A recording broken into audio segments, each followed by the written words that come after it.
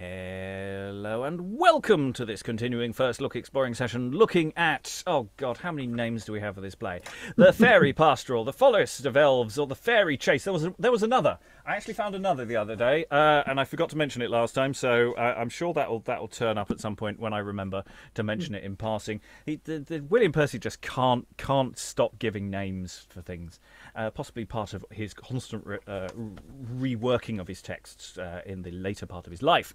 This comes from various manuscript iterations, so there may be some crossovers between those things, and we did throw this text together fairly quickly, so it's a bit rough around the edges, but if we're struggling to read it, that's not necessarily down to the quality of our digitization. It might be just down to the quality of the writing, which is weird. I think it's fair to say it's really weird. Some of it's really good. Structurally, I love the shape of this play so far, but it is very difficult to know what the hell you're actually saying as you're saying it, though that might be solved with rehearsal, which is something we might figure out further down the line. And of course there might be a random appearance of the squirrel. I am hoping for a random appearance as a squirrel, otherwise I will be very, very disappointed in this text. Reading today from Act 2, Scene 5 onwards. We are midst of people being thrown down wells and locked in trees. Reading Learchus, Huntress, Hylas, and Oberon is... Aliki, Chapple, occasional actor and translator, currently in Athens. Reading Hysiphyle, Christophel, Chloris, Florida, and Camilla is... Hello, I'm Emma Kemp. I'm an actor and I'm here in London. Reading Picus, Orion, Sapho, and David is... Lois, a retired academic in London. And I'll be stepping in for Lois if it needs to pop out briefly at any time during this session. And actually for anyone, if, who knows what may arrive at anyone's door during one of these sessions. And reading Hippolon, Hunter, Atys, and Tiresias is... Alan, in Suffolk, the native home of most of the fairies in the UK. And reading Salomon and stage directions is myself, Robert Crighton, and I'll be generally keeping things moving forward. So we left off last time, Act 2, Scene 4, with someone down a well, Learchus is down a well, and Picus is in a tree full of bees. So two men who aren't very happy. There's one more man who is probably going to have a horrible trick played on them, as they have been wooing somewhat indecorously some ladies of the forest, some nymphs, fairy type creatures, people. It's all a bit confusing. There's a lot of fairies in this, and who's not really a fairy? Most people are fairies. Anyway, Act 2, Scene 5. We have the direction Hippolon running in, and the winding of horns from several places of the forest. Shoved off his shoulder the pin wherewith the oak was shut. So he knocks onto the pin holding the oak shut, the oak filled with bees. Then he falls down himself, wearied to death, and Picus comes forth of the oak. So enter Hippolon alone. That's very much a stage direction for what's coming as we go forward. Now, here, and here, here, and everywhere? Oh, Jupiter. Act 2, Scene 6, the two of them together. Hippolon! Man, what ailst? Oh, Lord. But first fetch me one draught, Picus, and the well. After I will tell thee all. I go. My thirst requireth it as yours. And here he plucks Learchus from the well. Oh, the infernal goddess of the deep, my lord Learchus. Tell us, man, who hath degenerated you with water thus? And Act 2, Scene 7, now with Learchus. You? Who hath put thee in that pickle? Say. My lady hath. But you? And mine. Behold, Hippolon at the final period requireth water of relief also. The platform is a platform tripartite. But lead me to the man. Lo, there he lies. Hippolon, what cheer? Like to a man forgone. Oh, sirrah, here. Lo, take one draught and refresh thee. Picus, I thank thee. How dost now, say? Now, But place me on these turfs, I will relate you all my story. Say on, we do hear. Scarce had with mounting steeds the fiery sun the top of Mount Meridin attained, when in a goodly thicket with rows set of verdant elms and lofty cedar trees, I took, by wondrous fortune and chance, my lady Fancia, low laid on turf. I hent her fast, and would have obtained there my longed fruit. Nay, quoth she, that's no play. I meant it at the first, but lo, not far to thrust Hysiphyle among the elms, to take refreshment of the day. Then, when thou hearest my horn advance and not delay, for in this place I may no longer stay, I let her go. Eftsoons I heard her horn to ring, unto her straggling hound a call. I forced my speed to east, the horn was west. I bent my force to west, the horn was east. If to the north I ran, the sound was south. If to the south, the wind was north.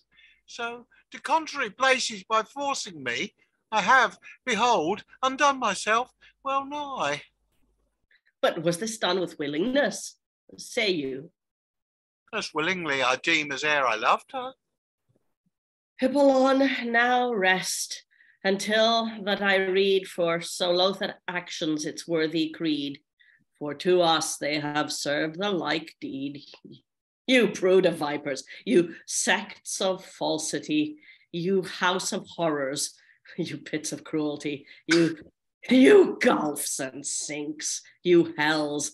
How shall I lay just terms to compass in the wall of your defects, or where shall I fit weeds to gather to stick you with?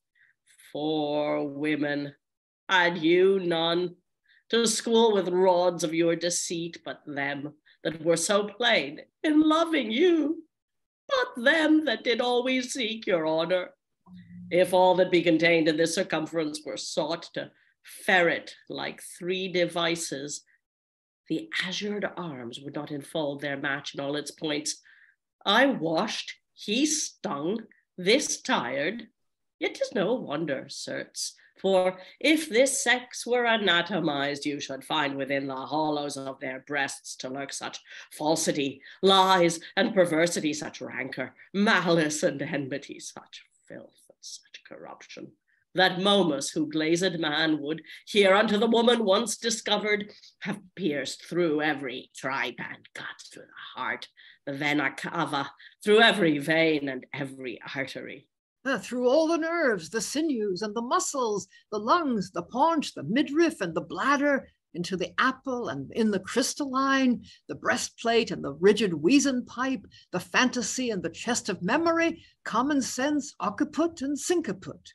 He would have beaten their bones to splinters. He would have pounded those splinters to bran. He would have bolted this bran to meal. He would have mixed this meal with drops. He would have knead these drops to stiffening dough. He would have baked splinter, bran, meal, drops, dough in one consent, in jaw of scorching oak. To rest with ne'er regard, careful heed, that humor forth the calcine quintessence of their infirmity. I do see, sirs, by sequence of your tales, as yours to you, have guerdoned your labours with a blank. So Fancia to me hath played her prank. Hippolon, true. Withal do require now to wreak our vengeance, as the facts require. The splendour of my love, that William was, immaculate as be the swans on Po, upon your foul report is turned a crow. Wherefore, fairies, devise you anything, and to the same I will subscribe also. What is your plot, I pray? That's not yet devised, yet for a taste, know you, my lord, I'll walk in likeness of the keeper Christophel. I'll alter kind, and in brown Sapho dwell. I have my plot and David shape for me. Each one into the furs. There they be. Then come your ways all, let's seek them forth all. Oh, you must bear me, you, for so my joints be now benumbed, I may not move one point. Heave, Learchus. Direction. Here they bore him forth on their shoulders, after the old manner of the machine, on all four with more company for the cleanlier portage. Then mounted, he said these words following. With feminines to temper, oh, what a grief it is, oh, what a temper. And they exit, knocking up the consort for the scene change, or candle trimming between acts. Okay, now that's a weird stage direction. It doesn't help that it doesn't have any meaningful punctuation. You're not quite sure what the hell it's saying. In the old manner of the machine, on all four with more company of the cleanlier portage. Are they just hoisting them on their... What are they doing? Hoisting them on their shoulders? I mean, that seems to be it. I mean, it's... on all four... Oh. On the manner of the machine. What machine? I want to know what machine it is. Thoughts? I'll go to Lois, then Aliki. Okay, I've got two theories here. One is that all four may mean that they got more people to help carry him so that it would go off more smoothly, because possibly two people might not be enough. The other thing is the machine. You know, in Greek drama, there was something called the ekliklima, wasn't there? Which was used to roll forth the bodies, I think, at the end of a play. I mean, I don't know if somehow or other they knew about this, but if he's thinking of something like that, the old manner of the machine, I don't know how that thing worked anyway, but I know it's referred to. It appears, I think, at the end of the Agamemnon, for instance, with the bodies of Agamemnon and Cassandra. Yeah, because we... Anyway. Yeah. Sorry, go on. No, that's all. I mean, just it's a vague possibility. Yes, because I think, don't we have two potential machines if we're going that far back? Because we also have basic flying machines as well, potentially.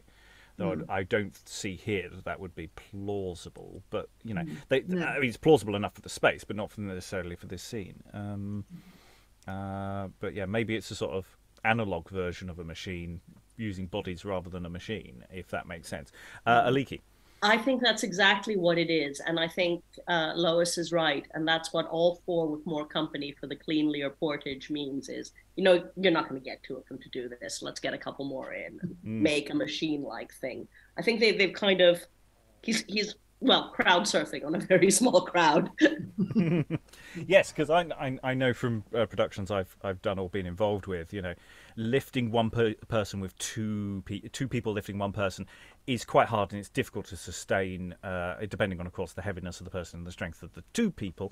But also, if you've got more bodies. Also knowing from a crucifixion, you know, if you're doing the York crucifixion, in theory you've got 4 people to lift, but 6 is a better number, especially if you've got additional odd and ends, which would be, you know, more plausible. So yeah, it does look like there's a sort of nod to pragmatics here of, okay, we've got 3 actors on stage, 2 of them are lifting them, but maybe get some supernumeraries on to give a hand, you know, dressed as fairies, because everyone's dressed as fairies, isn't that nice? Or something like that. Again, this plot line is the one that is pretty comprehensible in terms of the way it's written. I never really had a moment. I mean, it's a bit excessive at times, and with its repetitions and its sort of it's the way the verse is structured, but it's clear what's going on in a way that and this whole sequence has been actually moderately enjoyable, just in the sense that they're trapped. Again, complicated physical business on stage of this entrance of Hippolon running on, distracted by all the horns coming from different directions, and running around distract. But he's then got to knock into the tree prop, knock out the pin so that the door falls open. He comes out. He's crying, here, here, here. And then Picus goes, oh, what's wrong with you? And you're going, and you know, I do wonder whether Picus has had an opportunity to put some makeup on for bee stings. You know, is it possible to exit the tree via the back or something so that you can do that? And all that. And then, of course, get me a drink of water, pulling him out of the well. It's an incredibly complicated bit of business, which is the kind of thing that boys' companies... It does seem that they've got that time to do complicated, fiddly things in a way that playing companies in your public playhouses do less of. by this point in history, it's getting a bit blurry around the edges as to what companies can and cannot do, and their capabilities. I may be speculating without reason there. Other thoughts, Lois? Well, just that plot, well, I suppose it's a fairly obvious sex war plot, but it is rather like Love's Metamorphosis as well, with the 3 men after the 3 women who, they're more passive, really. They in the Lily play, they just say they're not interested, but here they actually make fun of and humiliate the men, but then the men are going to take revenge, which makes it rather similar to what happened in Lily. Yes, and it's a number of these boys' plays from this early 1600s, which do seem to be constantly nodding back to Lily. The plays that are 10 years old or more. But there does seem to be that this is the kind of stuff we do, and it's a question of, is Lily being revived, or is he just in print and therefore in the mindset? We have more explicit sort of copying of his style, whereas here the style is quite different, but the idea is the same. So yeah, I'm really interested in the relationship with Lily as he was originally performed and as what follows on after him, and that's something we may get more from. Any other thoughts before we dive into Act 3? No. Okay, well, let's dive in and see where we go. We have a shortish scene, Act 3, Scene 1. Hysiphyle and Orion with hunt spears, and with their followers on either side, men and women. So these are the 2 having the hunt competition that we saw in the very first scene of the play, over the issue of who's looking after the forest, because the forest has got some nasty stuff growing in it. There's some weird stuff. Oberon, King of the Fairies, isn't happy with the way the forest is being run, and so these 2 are in competition. Amongst them, there are 6 ladies and lords omitted. The 6 ladies and lords omitted. That's an interesting question. Not sure what's going on there. But anyway, primarily in the scene, it's 2-hander. Enter Hysiphyle and Orion. My lord, well met. How goes the game with you? Nay, how, my pretty dame of chase, with you? Sir, I think I have got the wind of you. How, I pray you, my dainty virgin, how? Did not I, whilst the dogs did cast behind, that they lost of the heart the scent and wind, with speed make wantlay to the deer, whereby you lost the advantage you forspoke of me. My hounds were once overhaled all, I was. No law yet of game, so get the vaunt of us. If both were as wise, the one the other, we should have at home kiss the heart's hoof together. You should have made a lay but in the nick, so might we have been joint winners, both each, whereas now one of us must taste the lash. Rather you have made the relay and said, as did that bitch that came 9 miles behind. We dogs have killed the hare, I see and find. Some of my dogs stale out of covert, whilst I bade arreared unto the west, so that you can object no huntsman's fault to me. Was no fault?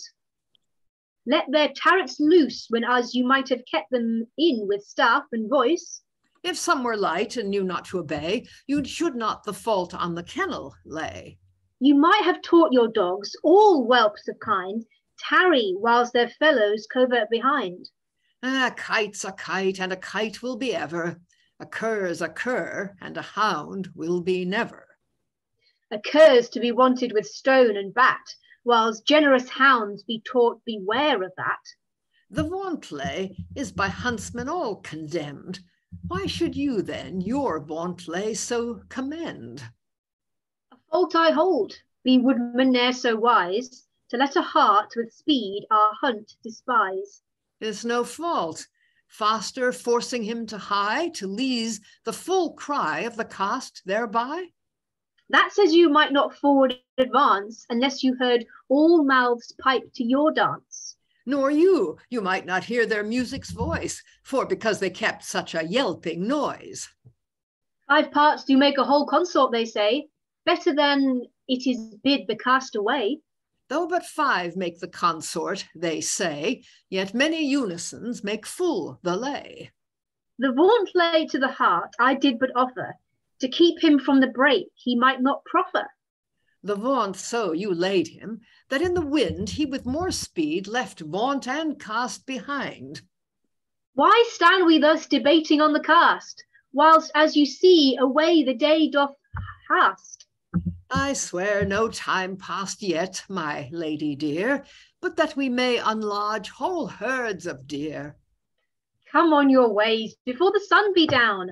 I will cause you say, I have won the crown. Done, lady, done. I hope ere sun be down, to cause you too to say that I have won. Where be my virgins all? I stand on thorn until this chase be set on foot with horn. Make speed, my dear, with all the speed you can. I will be with you yet to bring by Pan. Virgin in heaven above, and in hell's shade, Delia, come with speed and help thy maid. And they exit. So, it's sort of... Okay, we've been here before. So you can see what he's aiming for here, can't you? You can see the schema of what this is. Flirty fighting between these two. Oh, look at my hunting prowess. Look at my hunting prowess. I'll beat you. I'll beat you. Shall we go to bed at some point? Written in the subtext. But the execution is so... It's like, again, I said this last time, but it just feels like someone's fed all of pastoral drama into a AI program, and it's come out with this, and it sort of looks like a scene, and it's got all the rules, it's rhyming couplets, and it's back and forth, and it does all of the stuff, but nobody's really talking to each other. Not really talking to each other. They're just saying words at each other, and it's sort of fine, but it also just isn't very good. I'm sorry. I try to be positive with these things, and I think you could do a bit of this, but it's not going anywhere. There's no debate going on here. It looks like a debate, but it's not actually a debate or an argument. They're just saying words. Anyway, Lois. Well, it might be slightly better if we knew anything about hunting. I mean, presumably there's something intelligible in this, but I certainly couldn't figure out. I don't know what a vauntele is, for example, and there seemed to be a lot of argument about that. But yeah, otherwise you could just play it as terribly witty remark, terribly witty retort, terribly witty remark, another terribly witty retort, and so on. Yeah, I mean, I would have thought we've done enough of this kind of thing for us to focus in on some content if it was there. I suspect it's not just that we need to do some research. I suspect it's just not there. Alan, then Aliki. Yeah, I mean, it's basically an early rap battle, isn't it? Yeah, but they have structure, which this sort of doesn't. Aliki. Yeah, I was wondering if it was puns, hunting puns, because there's been a lot of punning, or at least places where we think that what's going on is punning. I think the rap battle thing is a good shout for a way of giving it a bit more form, because it is very schematic, and it would be quite enjoyable. But again, it may just highlight the fact that it doesn't really have any content that we can latch onto. Again, we might be terribly unfair. Maybe someone's going to put in the comments, lengthy digression as to what we're missing here. And that's fine. That's fine. Do so. Please do the work for us, because, we're tired.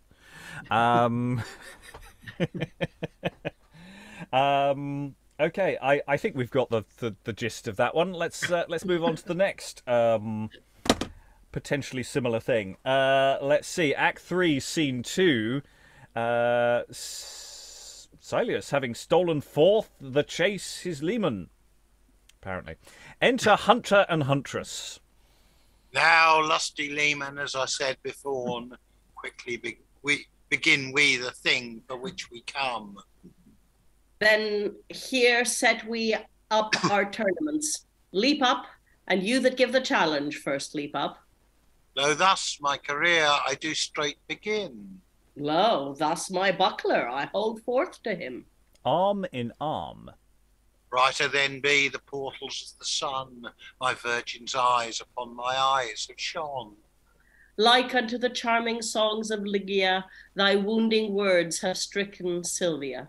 What higher kingdom may my soul aspire than to be quickened by my Sylvia's fire? She kissed, he smacked doubled. Lo, this sweet dew I rain to cool your heat. I hurl these shafts. Sit sure and keep your seat. Nay, Silvius, of courage spare 1 ounce, lest all your blundering bolts be spent at once. Like Portentine, I never void my quiver. If you take not good heed, your lance may shiver.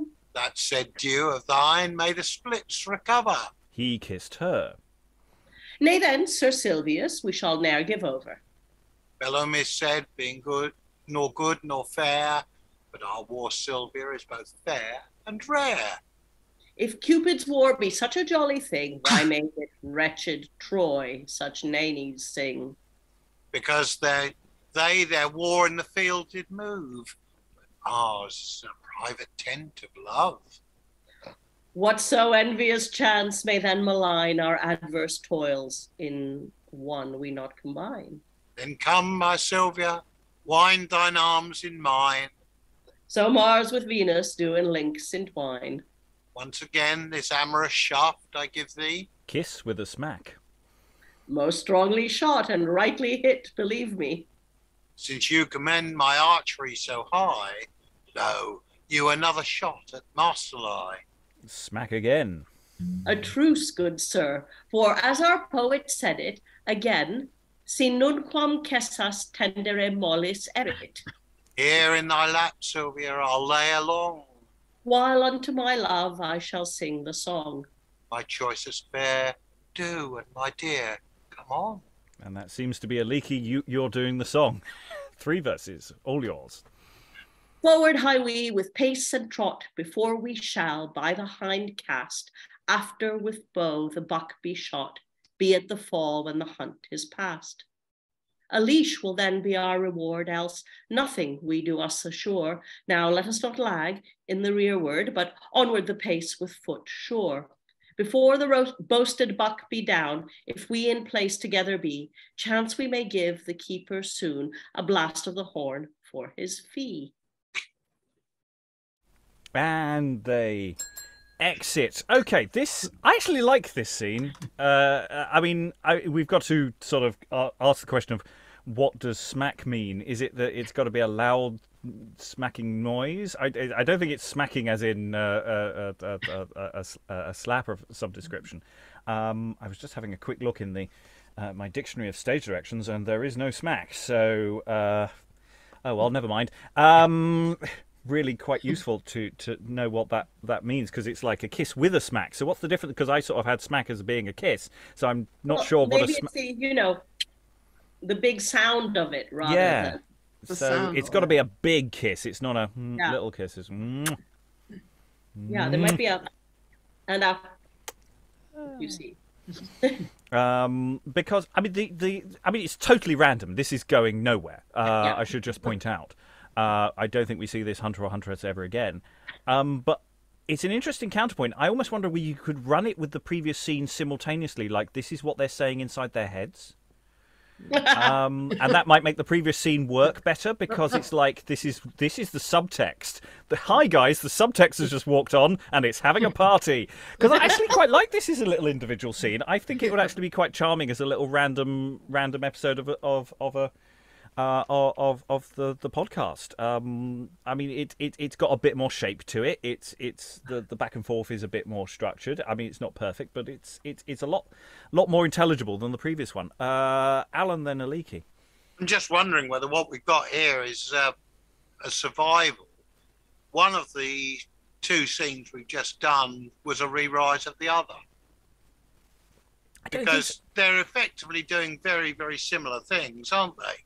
Well, I don't know, because if there is a there's nothing explicit in the scenes previously between Hysiphyle and Orion that they are actually flirting. I mean, they could not be at all. I mean, actually, there's very little. I've just been inferring that, and that was sort of my idea, is that this is a thematic development to sort of counterpoint them, but it might not be there at all. It might just be a Venus-Mars counterpart thing, that one's about hunting and fighting, and this is about love. Aliki, then Lois.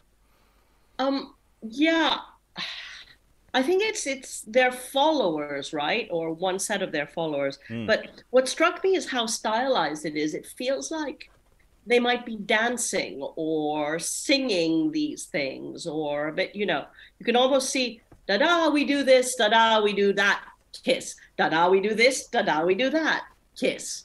Kind of almost like, I don't know the right terms for the dance, but those dances where the couple draw apart and then together, apart and then together, with a nice little tinkly melody.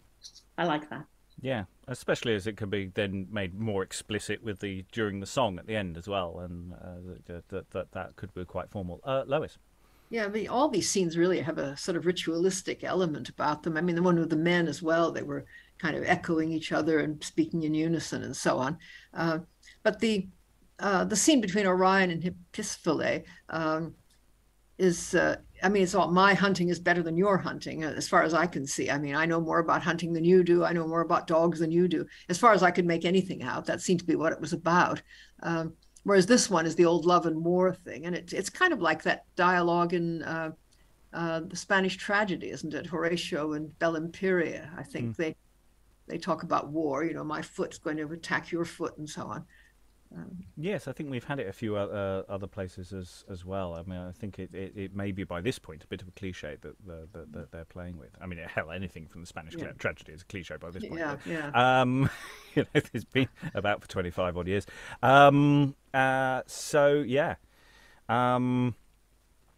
Everybody's throwing in Annie Get Your Gun references in the chat, so there is a bit of that to that previous scene. Yeah. So again, it's an interesting little scene. I'm not sure precisely why it's here, but I'm not offended by it, so that's fine. Act 3, Scene 3 rather. Then we're going to return to hopefully some squirrel hunting. I want squirrels. Just stating that now. Enter Christophel, Atys, Hylas, Sapho, Solomon with an old Gitton playing and walking before them. Come on, mad wench, thy way. Where left you, master schoolmaster, pray? On top of a nut tree, Sapho. There, let him be. Gloria in excelsis. And have singled thee forth to make thee do, Sapho. Way, Atys. Thou speaks like a chambermaid that minceth comfits. Fall into the whole handful, wench, and say, corpus solidum succi plenum, flos ipse. Boss ipsa. Sweet brown Sapho, shall we three tabor and pipe upon thy drum now? I am assured you may not at once so do. If I but get one snatch at thy haunch, I shall not care for more. Thou knowest the schoolmaster snorteth at high noon, voideth the salt room by a stalk of rosemary, over and above that he corvetteth in his sleep. Do you think I come so near his wind? Tell us in good sooth. Why, not in good north. How likest thy pursuivants? Once I served a pursuivant such a trick as the Lord forgive me for it. I shall remember it while I breathe. How, I prithee, how? Being come with a citation from the bishop. A Sumner, fool. Pooh. Hark a tale, Sapho. My tale is ended, therefore not curtailed. Words do signify nothing of themselves. Therefore, you may take these two words now under one, and self-sense and mark, Sumner or pursuivant or Sumner. Come with his citation. Master schoolmaster invited him to contract of two of his servants, I and one Hodge. Hither I do smell thee, Sapho, under the colour he maintaineth thee his whore. Eftsoons we came forth the vestry all, the parson of the town in his white and clean scoured surplice, master schoolmaster, my father in his spruce bachelor's habit, Tudun the taborer with his tabor and pipe, Hodge and I in our holiday clothes. Contract being ended, under cover of giving, according to the fashion of our fairy weddings, superficial flirts the one to the other, we so soused the Sumner with iron gauntlets we kept hid in our sleeves. He bespattered the whole floor with his gore, all like unto a crowned ox of the mast. I do, lo, here protest it unto you all, dear gentlemen mine. I trow thou not use us so, Sapho. No, I assure you. Wilt to lodge with us? I dare not. I'll give thee a belt. I care not, I'll buy thee a kirtle. and spare not. What sayst to a better face? I nill it. How to a spoonful of wit? You spill it. How answerest, wench, to a full and well-weighed pound of fairy butter, say? Rid but the philosopher have with you straight. Let me alone with him, Salomon. Sir, I need not say what a bug thy master is. what says your good worship to me? If wilt be ruled by us, we will teach thee a trick, shall humble both horns of him in one device now. Say your mind. Peep but forth that hole in shape of some ill-favoured beast. The rest we will do it ourselves. Will not our master perceive it, think you? No, I warrant thee. Go to, I will procure me a piece of carvis, shall fit him so. 'Tis good about it thou. Grand Sapho, shall we have thee now? You would riddle me my riddle, you shall. Otherwise, you would not molest me more. Be it so. Conditionally, in like case, thou tellest not ours.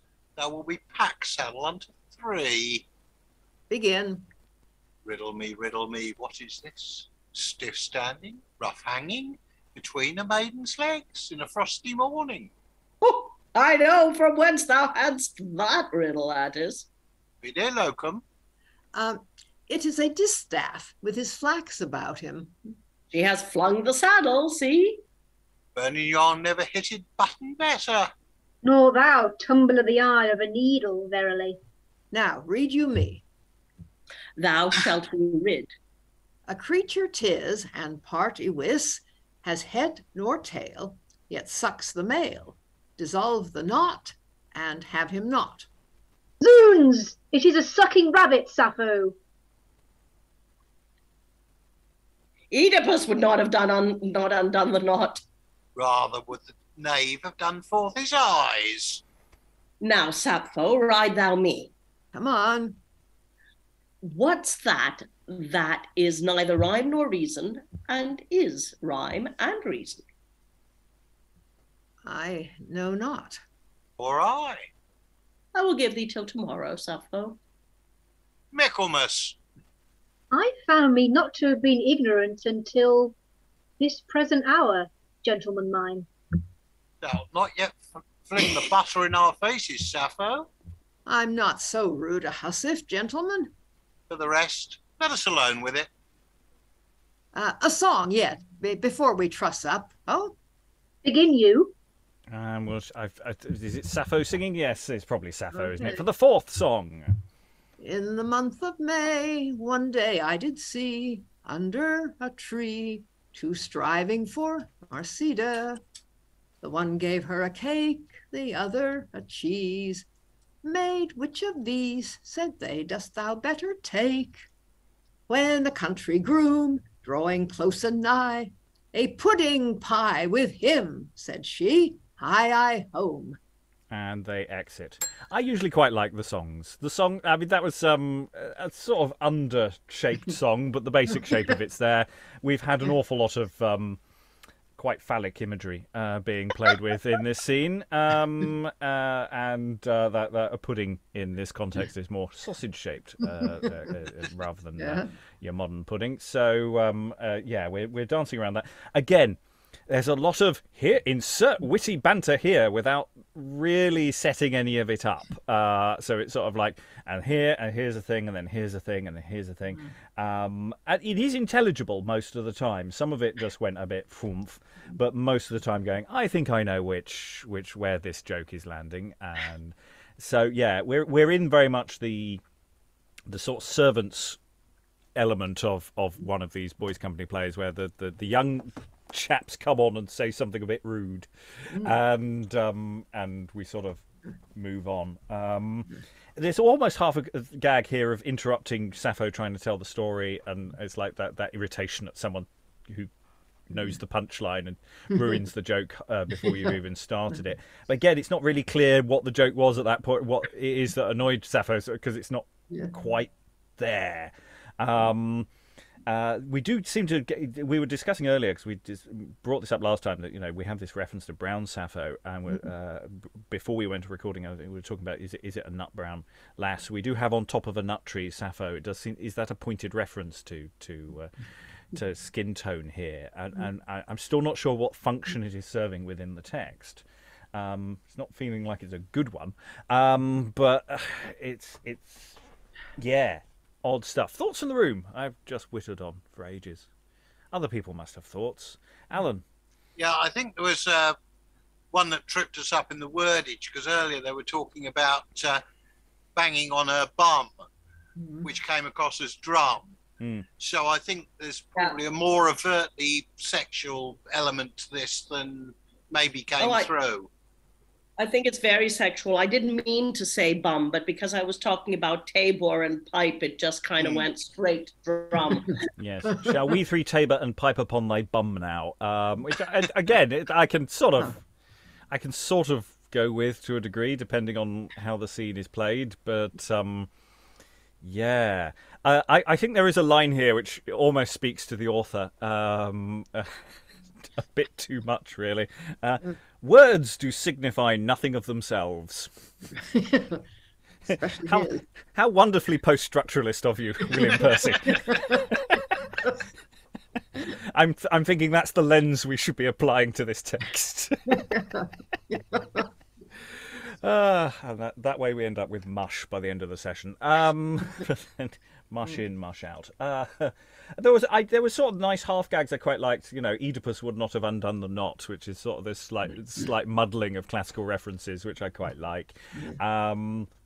So yeah, there were some nice bits in this. It's just things. Other it's thoughts? Not muddled. Aliki. It's not muddled. It's a riddle. The knot is a riddle. Oh, I thought we were talking about the Gordian knot crossover with Oedipus in that sense. But because they're playing riddle games. Yeah.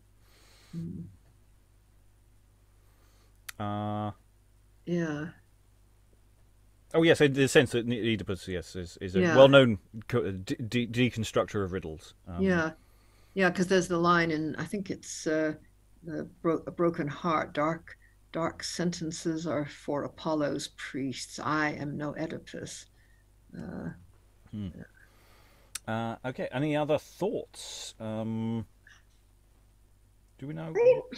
Aliki. I think it's quite good-natured rude stuff. I mean, she's giving as good as she gets, and I wonder how innocent it is. I mean, I get the sense that these are the boys, and I'm not sure that they could do much in the way of their various sexual overtures to Brown Sapho. Yes, I mean, yes, I think you're right. This is aimed at the younger end of the playing company. We talk about boys' companies. The age range could be quite extreme. Into a fairly young adult, there does seem to be that thing that the more servant class scenes like this does tend to move in that direction. If we are sort of getting that right within the fairy kingdom class structure, which is, but it does seem that Atys and Hylas are effectively servants within this. Okay. We're going to have a little one-off scene here. Act 3, Scene 4. Sir David alone, cracking nuts. So ho, where be my leash of noble hookers bestowed? Trow we. I think they be fallen by this welkin, by whom I shall be saved now, into some bog.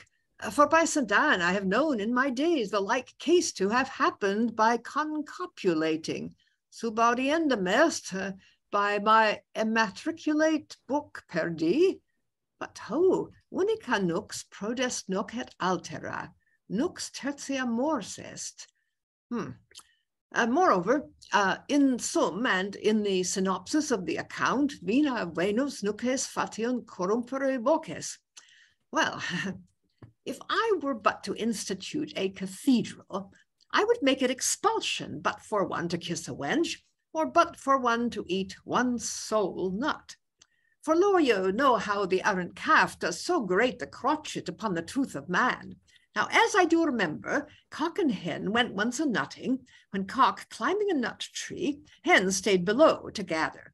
Fook, quoth the cock, duck, quoth the hen, when one small nut lighting on her little no land, this hen assured her chuck that the whole world was then fallen upon her.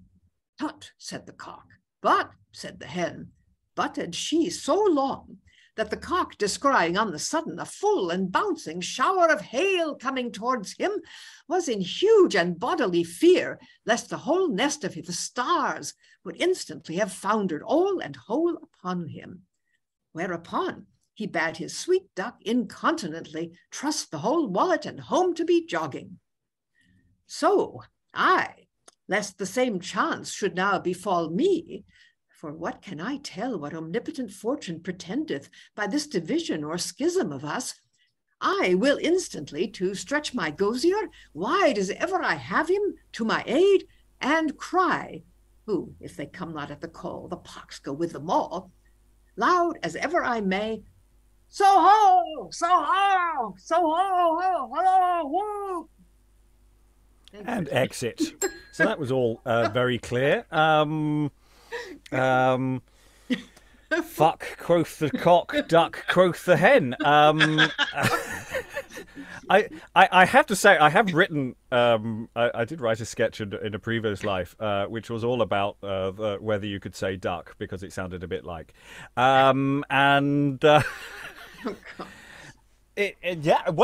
haven't had the F-bomb for about 50 years. We've only had it as an explicit use of the word in the satire of the Three Estates by Sir Robert Lindsay, which was a Scottish play, and broadly speaking, it hasn't appeared in any other play since. And so it's interesting that it appears here. And is it just a typo? Is it supposed to be an S? I don't think so. Yeah. It does seem to be deliberate, but that is one to check. If it were a hen, if it were a bull instead of a hen, I'd say this is a cock and bull story. I mean, it seems to be. I'm not quite sure what the story is. Aliki. There's a story, isn't it? Is it Chicken Licken? There's a story about a chicken who thinks the sky is falling on her head, and there's something of that there. And I don't know. I mean, it's beautifully performed, by the way, Lois. I really enjoyed it. Yeah, I mean, it is a Shaggy Dog story kind of thing, isn't it? It doesn't go, and this stuff about nuts, and he's cracking nuts, and and it's. I did like this expulsion for one to kiss a wench, or for one to eat one sole nut. Because as we all know, it's once you stop, you start, you can't stop, can you? Yeah. And that's a quite nice little bit in there. But again, I just feel that one is going to lose the audience fairly quickly. However many there are occasionally these nice moments of just going, but what is it? What is it? What is this scene doing? What is it for? What is its purpose in life? Where does it live? Okay, any other thoughts? Otherwise we'll move on. Okay, lots of little scenes this act. Another scene coming up, though. Shall we run it into the next one? Yeah, we'll run the next two scenes together. I think they effectively are one scene. So Act 3, Scene 5, Oberon, who we've only met in letter form in the play so far, enters with Chloris, sticked with flowers all her body. Why, tell me, sweet Chloris, is it possible that a man should be of a heart so stiff and so obdurate that he shall not once be able to countervail a silly woman in the affection of her love, as last night thou tainst it against me, huh? What be men, my lord Oberon, but bubbles puffed with the air, soon begotten and soon cracked into wind? We women, like to constant rocks of adamant, can withstand the puissant and boisterous assaults of inconstancy in love, whatsoever, nay, howsoever, and whensoever, I assure you verily better than you can. Then is it in us nothing to have bloods and faculties more firm and stronger than you have, yet that we should be such abject vessels, we should not once be able to resist that weak and feeble imperfection of inconstancy in love better than you? Say. Constancy, my lord Oberon, consisteth together and alone in closet of the soul. Now, although some of our adversaries do affirm against us that women have no souls in them at all, yet if the cause be ever to be tried by its effect, then I say we women shall show better and greater proofs of the soul in us than you can. So by consequence, the greater constancy in our love. I will put it to the arbitrament of Jupiter himself, whither of the two hath the greater affection and love, thou or I, so whither of the two hath the perfecter soul? By Jupiter, the Lord have mercy on us all. I think the man hath eaten mandrakes. He speaketh so confidently of his confirmation of affection of love in man, but new now created in him, certes. I do assure you, sweet, and speak it too, my prophecy, there is a man now coming towards us who shall evidently make it appear by a miracle of mine own too, that my saying is true, and that you women have not all the type of affection of love in you, as you say you have, but we men have an equal share of love, you remaining in ourselves also. What might this blessed miracle be, Trow? And that my augury may verify the truth of my saying to you now, even now, believe me, 3 be coming towards us, 3 for trial of the same. Then sit we aside and laugh at the jig. So do, and laugh at the event when so you see it happens. Go to. And lo, they be all upon us now. Come on, old man. Hast any tidings to impart to us? Say. And Act 3, Scene 6, the direction Mercury passing over the stage and wafting his caduceus, entering Tiresias blind, led by Manto his daughter, and followed by Mopsus his son, Tiresias, Oberon, and Chloris.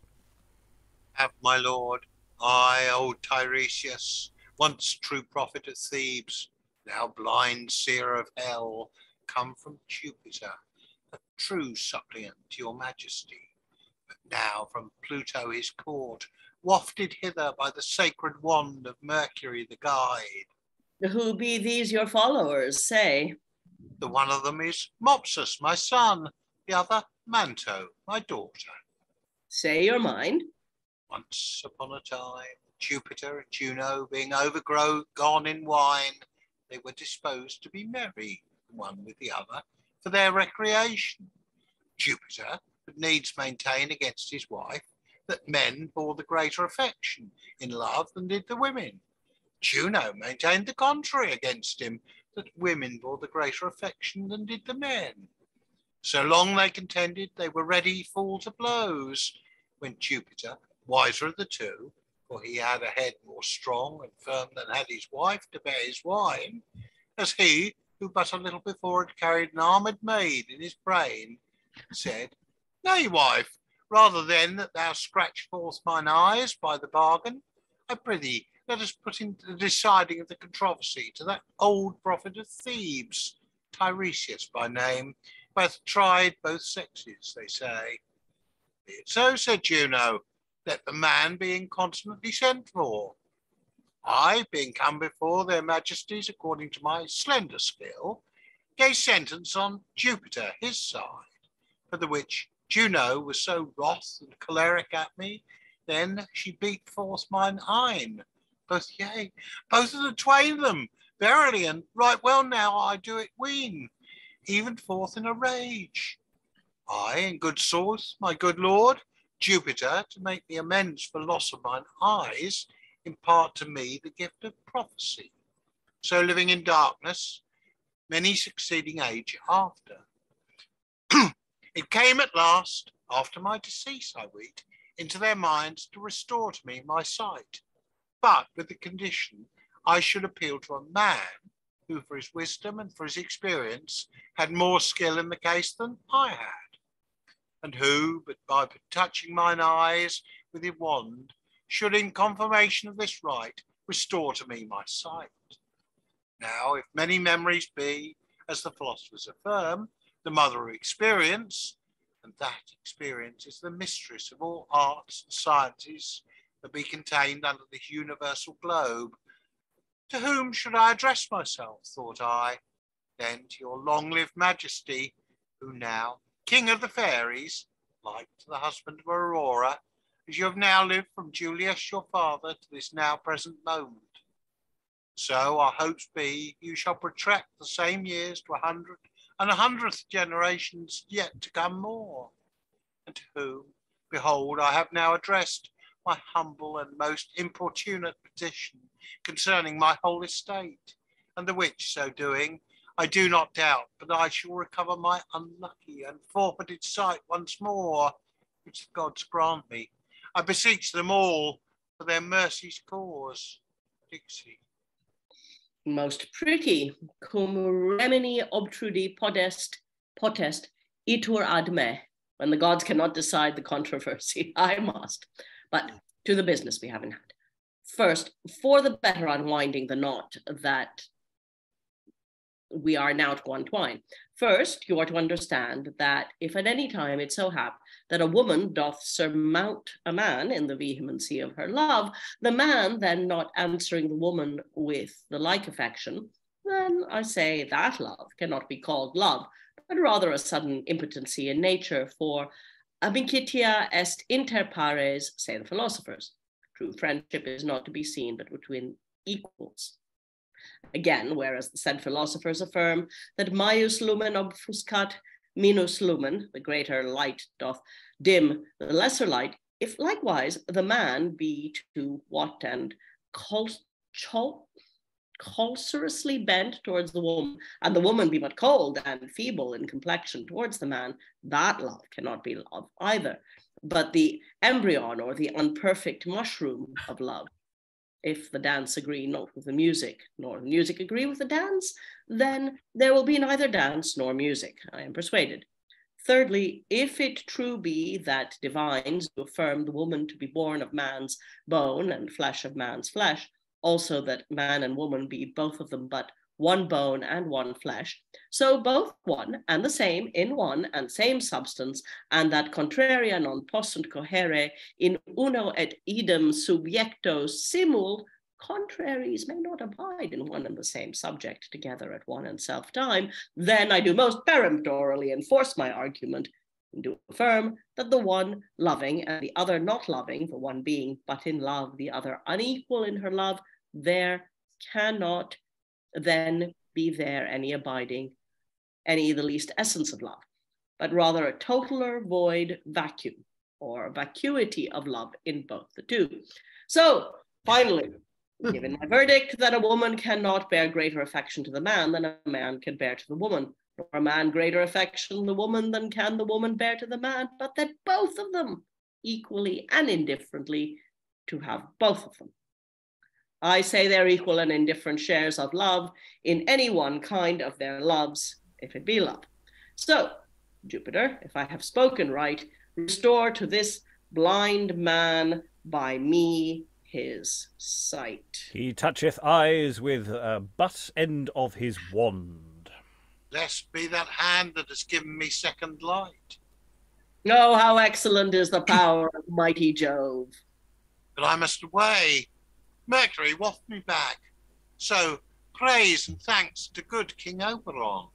My like adieu to thee, my good old man. And Mercury, entering by the middle door, wafted them back by the door they came in. This hath gone hard against me, my lord, nor may I now well revoke it, since it is so fully and truly confirmed against me by miracle. But what doth your majesty hear of my lord Orion? Is he in health, or hath he obtained the victory he went about? Trust me, madam, I have not heard anything of him since his departure from court. But my hope is he shall prevail. So deep is his wisdom in sciences, and so excellent his high skill in woodmanship. But I hope thou and I be not yet in strife about the victory. No, in perfect sadness am I, my lord Oberon. And let us kiss and confirm it therewith. Yes, in good faith, my lord, be it so. And exuent, and they knock up the consort to play between the intervals. Okay, there is so much to unpack from this lot. I'm just going to start with just an observation about the kinds of things that Percy seems to be doing. Is like he does like stuff he's read about. He likes tidying up the edges of. So in Dream of a Dry Summer, he decides to solve the schism between the various sides of the Kingdom of Islam, and you know that's something he just decides to do unilaterally for no readily apparent reason towards the end of the play. Here it's like he's going, oh, Tiresias, he's blind. Oh, that's a bit sad. We'll just make him unblind. There we are. He's dead.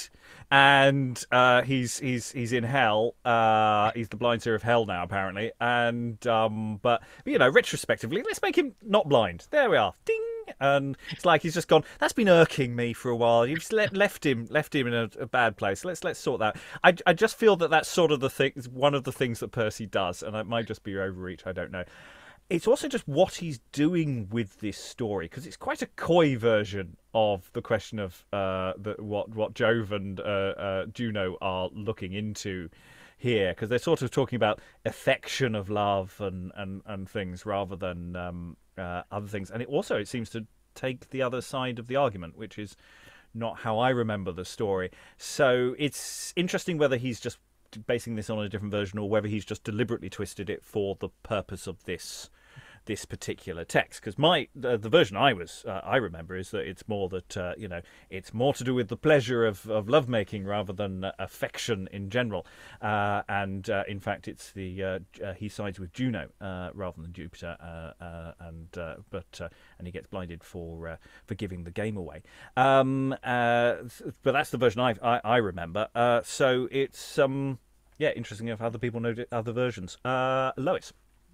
Yeah, I'm rather puzzled by this because, as I remember the story, he sides with Jupiter and Juno blinds him. And then Oberon seems to say, I didn't think he was siding with Juno. I think he was just saying that you can't have love unless it's reciprocated. In other words, both sides have to love equally, which seems like a nice answer. But then why does Chloris say that it's gone against her? Because I mean, unless she insists on an all or nothing approach, I would have thought that was a nice compromise.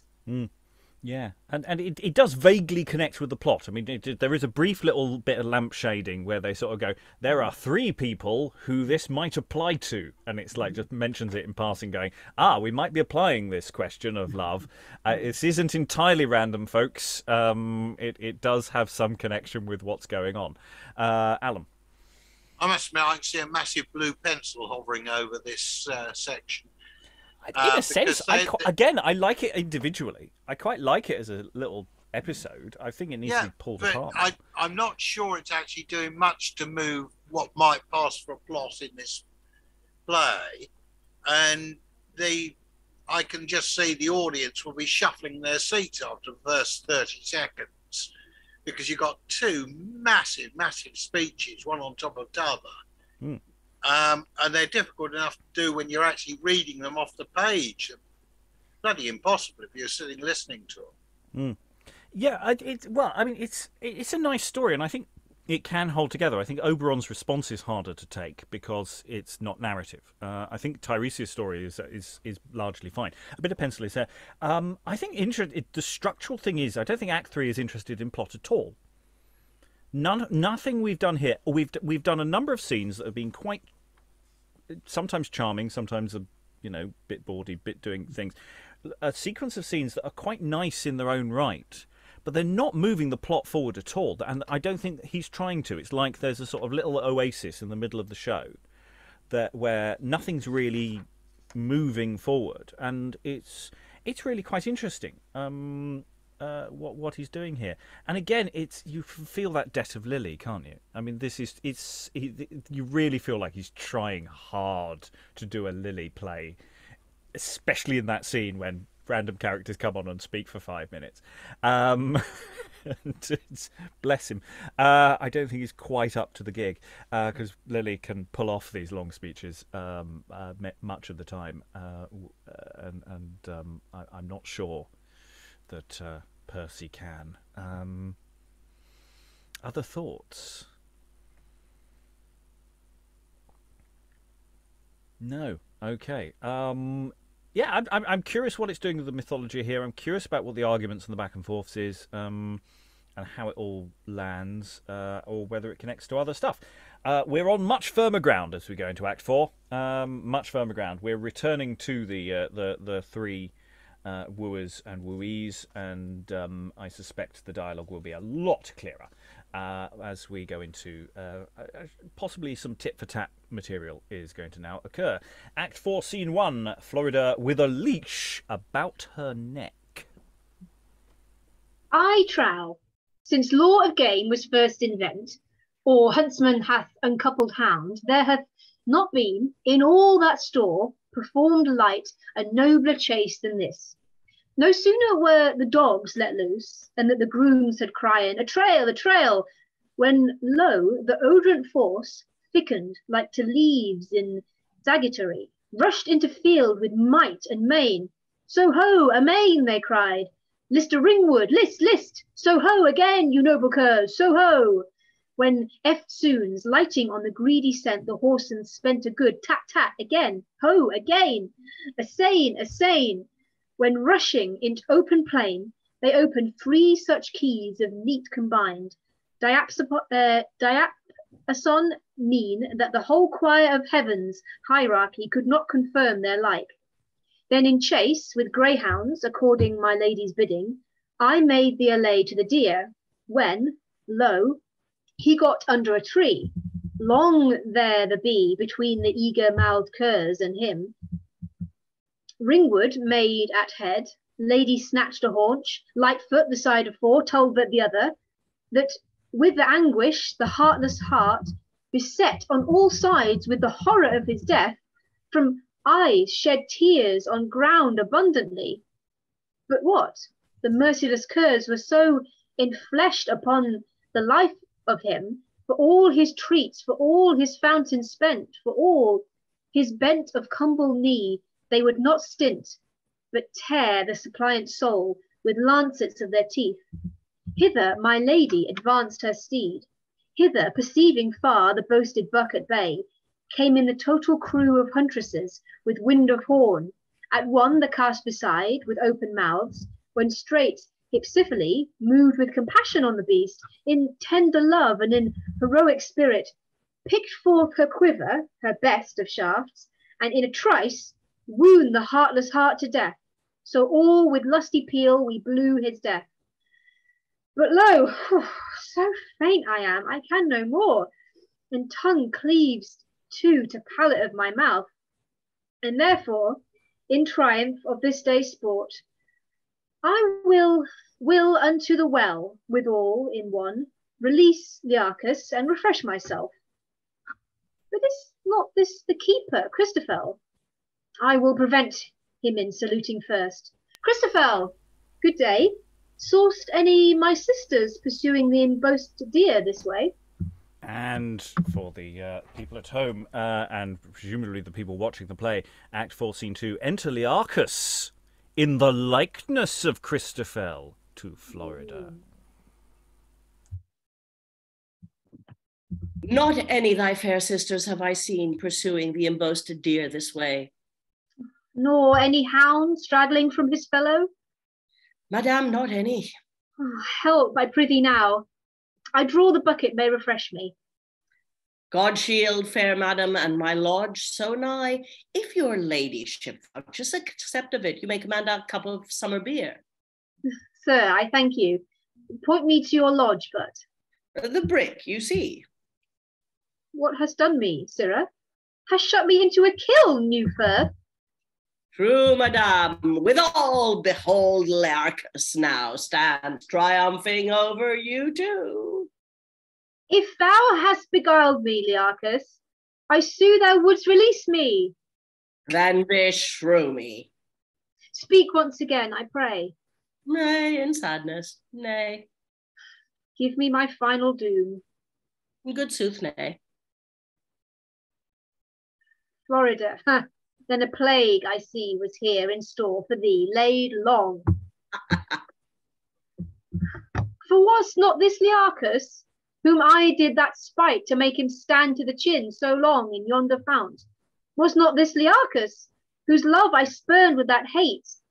Yes, then, sweet Learchus, by that love that thou hast borne me, by all thy prayers, by all thy services, by all thy vows, I adjure thee by all thou wouldst but forgive and pity me? No, in sooth, I say. And why, Learchus?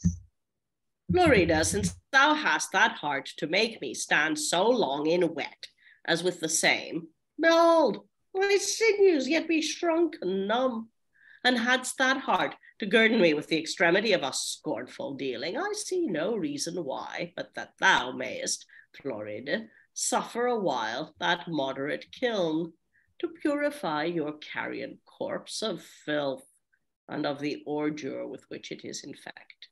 I have been too unthankful, I confess, to guerdon thy services and thy merit, and all thy golden duties with that scoff, but, ha, Learchus, know the gods forgive, as they see cause and time requiring it, the weighed offences of a penitent, then thou, that resemblest them so in shape, upon the abundant streams of these watery founts, show some remorse to an afflicted maid. If wealth were brought to countervail the sand, all that gold that ever sea contained were spewed by force of waves into my bosom, well, I would not yet release or pity you. Is there no hope of my releasement? Say, but like unto a lembic, drop by drop, shall I consume to highly within this kiln? Madam, no remedy. Therefore content you. Yet allow me one drop to cool my tongue. The fount, long since by me, is drunk and gone. Villain! Rascal! Rogue! Thief! Tyrant! Butcher! 'Tis not hot, but that you may endure it. Then with thy clamour, make not you it hotter. For as I see by tenor of thy tongue, there is no coal so hot as a woman's wrong. Oh, woeful doom to silly mead thrown down. So I leave thee in thy proper kind, a fair example for all womankind.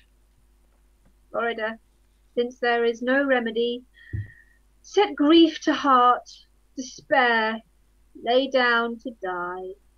And they exit. So, that was the thing. Thoughts from the room. I'm not going to lead this one. Aliki. Okay, so it's a mirroring and an escalation. He's trapped in a well, she's trapped in a kiln, but it sounds as if the kiln is something that might kill her, whereas he was just up to his chin in water. So, yeah, definitely escalation. I'm also really not fond of that whole carrion business. Yikes. Yeah, it's taking a bit of a darker turn. It was all relatively light and dancey, and you know, you're right. It's I was talking about it's going to be a bit tit for tatty, yeah, it's the escalation. I think it's a good point. Other thoughts, Emma? Yeah, it definitely did take a darker turn. She's trying all these different things. You know, is there no hope here? And it's all, you know, he's completely immovable. So yeah, it's sort of taken another twist in this plot between them. I'm sure it will all be resolved. It's that kind of play, but no, it's quite dark, isn't it? I'm hoping the squirrels will rescue you, because I am currently very disappointed in the absence of squirrels. I was hoping for squirrels, and there have been none. Alan. Yeah, I mean, there's also the interesting stage direction at the beginning of that piece where she enters with a leash round her neck, which doesn't get explained or referenced anywhere in any of the rest of the scene. Yeah, I was wondering about that. It all seems a bit weird, unless they're making an analogy between her and one of the hunting dogs. Yeah. And this, yeah, all this stuff is, there isn't really the stage direction explicating what's going on in the way that we've had in previous scenes. It is a bit absent in terms of explaining what's going on, which is a shame. Learchus, ha ha. Lois. Yeah, this is an odd stage set, isn't it? I mean, it's is the fountain or the well there all the time, and then what is this thing? I can't understand what's happening here. She says, "Tell me where your lodge is," and then he says, "The brick you see," and then does she go in through some door? I mean, it must be again like the tree that was that closed up behind, but in this case, it's something made of brick. Yeah. What hast thou done me, Sirrah? Hast shut me into a kiln new forth, of which we have no helpful stage direction at that point. I suspect that, you know, they knock up the consort between acts. It's not so much about trimming the candles. It really is about resetting whatever props and set pieces that you require, because you know, this is quite a complicated one with a lot of movable things. I don't think the well is necessary here. I think it's been cleared away after Act 2. But, you know, because all they need to do is refer to it. But, yeah, it's complicated. This is the other thing. This play is not making it easy to revive on the basis of it actually does require a lot of stuff that needs to work, like winches and things. So, you know, your fly tower might be quite important for this. Okay, we've got a couple more scenes to go. Act 4, Scene 3. Picus in Sappho's attire. So, for reasons. And in skin, other likeness over his face. So, I think we have some blacking up there. Or at least bronzing up, depending on your interpretation of what Sapho. But that does seem to be a structural plot point now, in terms of disguise that is being put in place here. So, Picus in Sappho's attire and in skin, other likeness over his face, sewing in a sampler, soft singing to himself Sir Philip's song to the tune of Greensleeves, but being but a by song to this pastoral, said as follows. So, Picus, it should fit Greensleeves. The time hath been that a tawdry lace, or a bonnet for my lady's grace, a ring of a rush or a needle's case, would make any lady to love me. But now the world is grown so rich, they will have it be, it never so mitch. Yet by your leave they will keep no titch, the which doth not a little move me. Fie upon honesty, fie, your head is full of jealousy. There is no fault in my lady, or to suspect the contrary. Yeah, just about fits, doesn't it? It's not a perfect. We need to figure out where we need to place some of the stresses, but that seems to fit. Enter, having already obviously entered, having finished the song, Picus alone. It was a time when gallant cavaliers, to please their dames, abandoned spear and shield and took the rail and rock. But now's the time fairies of former days' simplicity must doff their kind and habit to be avenged on a fairy's treachery. Hercules took needle to sew in his lady's sampler, Picus, I, to prick my dame a legion, Jove Dian's shape to obtain a goddess, I a woman's to beguile a woman. Now, Mistress Camilla, look unto yourself. I have besom faith in brine to breach you with. But what? He that environeth a prey must wait his time and catch it when he may. Then be thou ready, Picus, with thy wiles, thy cases, thy vizards and devices, this foreintended comedy to act now on the stage of her untowardness. It was a fashion among the Romans to celebrate the holiday of Rhesus, when every head did grin and show the teeth, with some ridiculous and notorious jest. Now then, if Rhesus be a god, as well I do account him, I will so polish his spleen with the file of a jest, that from god laughter I will make him to become god rupture. For as a pickle of mirth applied on some will cause men gently laugh, so the same practiced upon an elf will force them burst their bounds, which bounds once burst, a rupture must ensue. But what? Lest, like an unskillful preacher that draws his prayer longer than he does his sermon, I rest my prologue longer than my play. Since, lusty gallants, I am here alone, in silent groves, with which there ever is such joint affinity with harmony. I'll give you my voice yet, ere play begin. And there's a fifth song, Lucky Lois. We have found a witch down the lea, not foul fish nor quadruped either, whom judge we by her discordry, 3 in 1, dividing together. As a face of the womankind, breast like to feathers of a raven, in tail she is a fish behind, rightly we may call her a craven. Now again, what shall we devise? We bring this misshaped monster under. What comprise she does not despise? We make one these parts to a wonder. Bring candle, water, book, and bell. We adjure the infernal pole. We will lay the damned soul of hell, ere night make her one in a hole. And Act 4, Scene 4 continues straight in as the entrance of Camilla to Picus. Pastoral, Godspeed, this the way, I pray, unto the keeper's lodge? Madam, the way. I have seen thee oft, yet well know not how to term thee by thy name.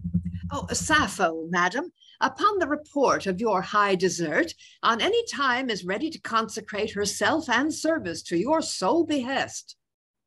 Not her, I trow, that keeps Sir David's sheep. Fair madam, her that keeps Sir David's sheep. Trust me, a goodly flock, and not unlike either in shape or brightness of their wool unto their keeper. But prithee, shepherdess, set me in my way, and for thy pain I will reward thee to thine own content. Madam, if you would but vouchsafe to grace our homely tenement with the august presence of your majesty, to my poor ability you should be entertained with a small collation before you went. We thank thee, Sapho, we be bound to thee, but lead the way. After this weary toil, I have need of much refreshment by my faith. Enter in there, I will follow you. Both. Does not the scent of the parlour like you? Went sewing still as he spake. Sapho, what strange indignity is this thou hast offered to our person? What does your honoured ladyship ail, I pray? Behold, thou hast included me in a cot tapsidred with cats and fowls. Sweet fairy, did you think it possible? Play your prank on a fairy of like skill and power, then in full triumph, void of ill, to pass discharged of the like. Why, good woman, ever did I thee injury, thou shouldst abuse me in this sort. Say, what art thou? Or what's the cause that thou shouldst cast so foul a reproach into my teeth? Picus, forsooth. Picus turned to Sapho. Oh, Aye, wis. Picus! Oh, gods omnipotent! Who would have ever thought Picus, the gem of elves, Picus, the flower of elves, to have gone about to invite his Camilla to such a feast? If the musk agree not with your nose, madam, I may not do. Yet this I will be sworn, 'tis the best and sweetest my cats may forward me. But tell me, Picus, I prithee, is there no hope of my release? Good Picus, say. No, in right sooth, madam. Then by that dart. The point of it is broken. That struck thee. Say your mind. Thou wouldst now at last remit me this pestiferous hell. Would you love me then? Yea, double my love, Lord Picus, I would. Ha ha ha ha. Why laugh you, sweet? If you had said you would have foregone half, I would have eased you. But being you'll double it, as you say, which is as ominous unto me as hell, there I wish you abide to smother it. Yet lo, for all this injury thou hast inflict on me, how deject a suppliant. I do in every point become unto thee the dire executioner of my woe. Rail an you will, who letteth you, I pray? Will not release me, good Picus, say. Sooner shall horse forage in liquid air, sooner fish destitute their spawn on tray, than that I do release or pity you. Is this your final resolution, huh? Aye, for such the common true saying goes, such as you bake, such likewise you must brew. So, lo, I leave you to yourself alone, to warble, dance, pipe, wail, groan, or moan. Oh, ruthless tyrant of silly me forgone. I do curse, ban, exclaim, and shame myself. Unto the gods I yield my quick release. And exeunt. So we have another scene of entrapment into my parlour, where it's a bit smelly, and you get locked in. Again, we don't have a helpful stage direction of shuts the door on the coat so that they can't get out. Again, we're missing that, but it's basically the same thing. Except it starts with this obviously he's in disguise as Sapho, just to lull them into a false sense of security, and with a discussion of sheep. And so I mean, I think we do need to question in a performance the makeup aspect of this, and where we go with that. But yeah, and he does a bit of stand up about the difference, you know, God laughter, God rupture. I mean, that was I mean, some of your best material there. I mean, whoa. Side-splittingly good, literally, and yeah, and then some songs. So it's doing things. I think it was yeah, it's basically, yeah, we've got three scenes running into each other, all doing the same thing, which is what we had at the end of Act 2, except it's now going the other way, and it's all a bit more revengey evil than light-hearted jape. And yes, increasingly leaning into the misogynistic, especially as you've got someone also dressing as a woman at the same time, who's doing various things on stereotypical levels. Aliki.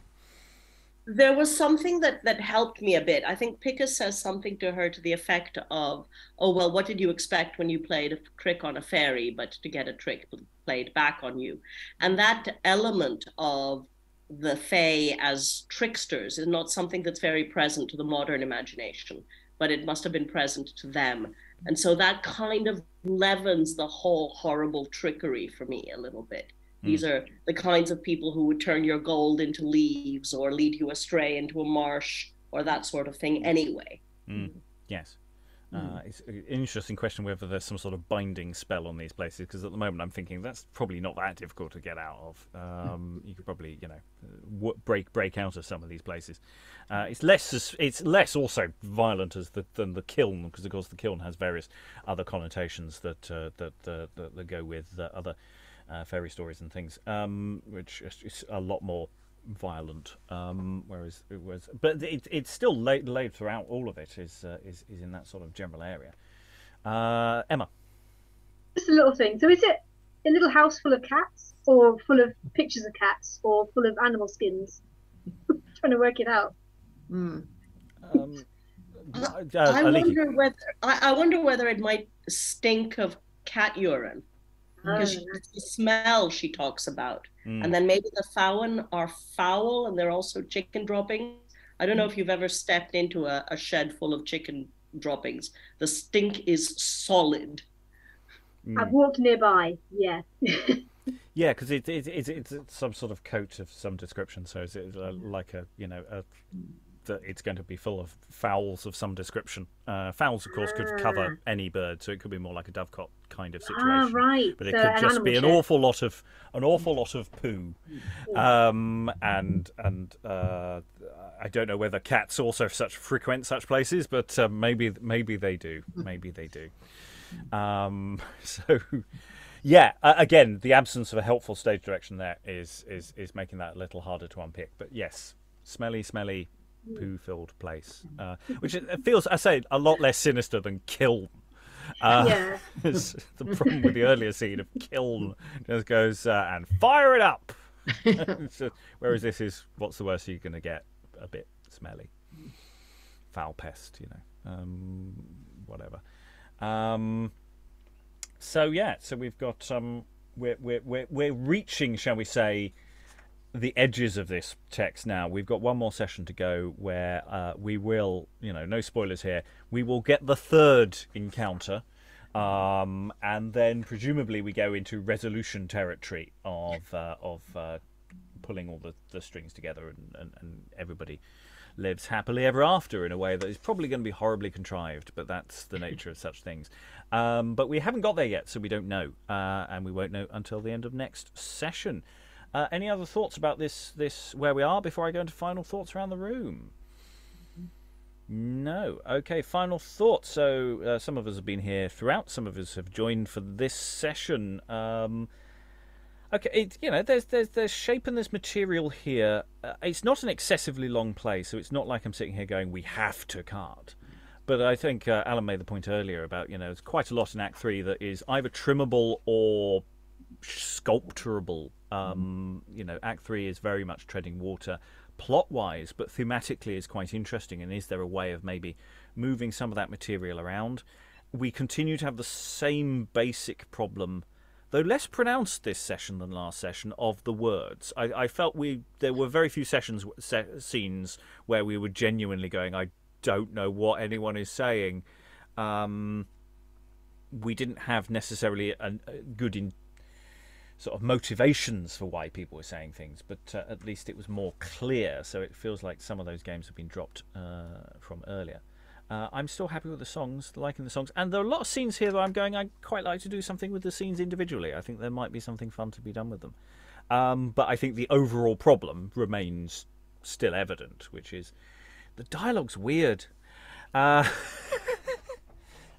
the schema is now more problematic, but that may be manoeuvrable once we know where it's going. Final thoughts from the room. Alan, any final thoughts? Yeah, I mean, I'm just wondering whether it might have helped if we'd done a bit more formatting on those massive speeches in Act 3, because the fact that they were printed just a straight run-on text with no obvious breaks in structure or logical pauses did probably make them more difficult to read and therefore less easy to understand. Well, I mean, again, I found Tiresias perfectly clear. I mean, there wasn't a problem with that. I'm glad you did, because I couldn't understand. Because it was straightforward, and then this happened, and then this happened, and then this happened. It was very, very straightforward. I mean, absolutely, all of this would be much easier to read if we spent more time on it. Oberon less so. I think Oberon really could do with some proper tidying up to decide what was going on in that response. But that was because it was more about ideas, and it was also had bits of chunks of Latin where you've got where some glossing would be really helpful as well. And we've already sort of said that a lot of the Latin is really quite unhelpful because it's not often glossed in the text as you go along. It's a display of wit and learning that we're not able to do much with. Sorry, I cut you off, Alan. Any other? No, I think it would need a lot of work, and I come back to my old question, which I've had on a number of plays of.